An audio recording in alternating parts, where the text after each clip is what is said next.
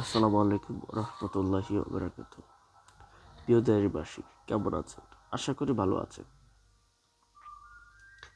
আসন্ন জাতীয় নির্বাচনে আমরা এই প্রথম 24 গণঅভ্যুত্থানের পরে ফ্যাসিস্ট হাসিনা এবং স্বৈরাচার মুক্ত একটি বাংলাদেশে ন্যায় এবং ইনসাফ কায়েমের জন্য এবং ন্যায়ের ভিত্তিতে এই সমাজকে পরিচালনা করার জন্য এবং ইনসাফ ভিত্তিক এবং ন্যায় ভিত্তিক একটি সমাজ বাস্তবায়নের জন্য এবং সুন্দর একটা সমাজ গড়ে তোলার জন্য আসন্ন জাতীয় নির্বাচনে আমরা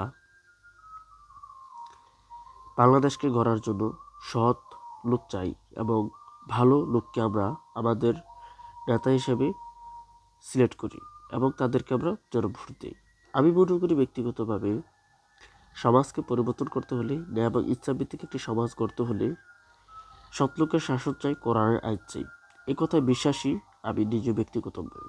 ঠিক বাংলাদেশে একটি রাজনৈতিক দল আছে, বাংলাদেশ জামায়াত ইসলাম, তারাও একই কথা বলে, সৎ লোকের শাসন চাই, কোরআনের আইন চাই। আমি মনে করি ন্যায় এবং ইসলাম ভিত্তিক একটা সমাজ গড়তে হলে সৎ লোকের শাসন চাই, কোরআনের আইন চাই। তাই আমি মনে করি আসন্ন জাতীয় নির্বাচনে তরুণদের প্রথম ভোট হওয়া উচিত জামায়াত ইসলামে। কারণ তাদের কথা এবং কাজে খুবই মিল পাওয়া যায় এবং তারা কখনো কোনো অপরাধের সাথে জড়িত হয়নি।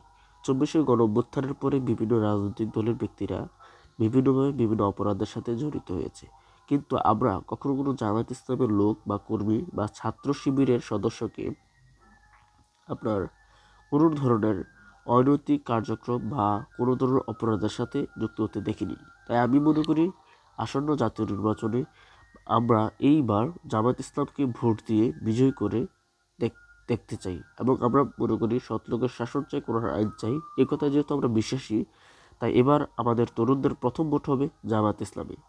এবং আমাদের মুরাদনগরে যিনি জামায়াত ইসলামের প্রার্থী ইউসুফ সোহেল হাকিম সাহেব খুবই ভদ্র অমায়িক একজন মানুষ। আমি তার সাথে ব্যক্তিগতভাবে সময় দেখা করেছিলাম, আমাদের সালিয়াকান্দিতে তিনি এসেছিল। তার কথাবার্তা অনেক অমায়িক। আমি মনে করি আমাদের মুরাদনগরকে একটি সুন্দর সমাজ গড়ে তোলার জন্য এবং একটি আদর্শ উপজেলা করার জন্য ইউসুফ সোহেল সাহেবের বিকল্প আমি কাউকে খুঁজে পাচ্ছি না। তাই আমি আমার ভোটটা ইউসুফ সোহেল ভাইকে দেবো ইনশাআল্লাহ।